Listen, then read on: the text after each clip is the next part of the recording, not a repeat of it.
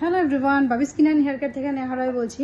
আজকে তোমাদের সাথে শেয়ার করব আর একটা ক্লিনজার, যেটা তোমার ডেইলি তোমরা ইউজ করতে পারবে, অল স্কিন টাইপের। এটা হচ্ছে তোমার ফক্সটেলের একটা ডেইলি ক্লিনজার, যেটা তোমার কি করছে, ডিপলি ক্লিনজিং করছে। যাদের মেকআপ দেখবে চট করে না, যে কোনো ফেস ওয়াশ দিয়ে কিন্তু ওঠে না।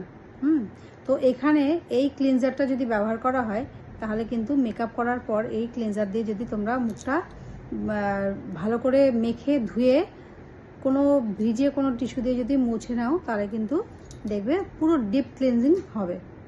তো মেকআপ রিমুভ ক্ষেত্রেও এটাও ঠিক আছে, আর এমনি ডেলি ওয়াশের ক্ষেত্রেও কিন্তু এই ক্লিনজারটা ভালো। তো যাদের মানে মোটামুটি অল স্কিন টাইপ এখানে লেখা আছে, তো আমি ইউজ করে যেটা বুঝেছি, যদি দেখো মুখে কোনো প্রবলেম নেই, র্যাশ ফ্যাশের কিছু প্রবলেম নেই, তোমরা এটা ইউজ করতে পারো। কারণ অয়েলি স্কিনে ক্লিনজার চট করে যায় না, অয়েলি একটু ব্যাপারটা থাকে। তো ড্রাই টু নর্মাল স্কিনের ক্ষেত্রে খুব ভালো। এটা সেন্সিটিভ স্কিনে মনে হয় যাবে না, মোটামুটি আর আদার স্কিনে চলে যাবে। ড্রাই টু নর্মাল স্কিনের ক্ষেত্রে এটা ভালো। তো তোমরা যদি মনে করো যে ফক্সটেলের এই ক্লিনজারটা তোমরা ইউজ করতে চাইছো, সবচেয়ে বড় কথা, এখনকার ফেস ওয়াশে কিন্তু এখনকার যে ফেস ওয়াশগুলো আছে ভীষণ ড্রাই করে দিচ্ছে।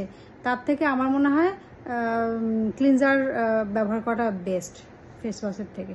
ঠিক আছে, তো আমার ওপিনিয়ন আমি জানিয়ে তোমাদের সাথে শেয়ার করলাম। তোমরা যদি মনে করো যে তোমাদের স্কিন ড্রাই লাগছে, তাহলে অবশ্যই এটা তোমরা ব্যবহার করতে পারো। ঠিক আছে, আর আদারওয়াইজ তোমরা যে কোনো অয়েলি স্কিন হলে ফেস ওয়াশের দিকে যাবে, ড্রাই স্কিন হলে কিন্তু ক্লিনজারের দিকে যাবে। এটা মাথায় রেখো। টাটা।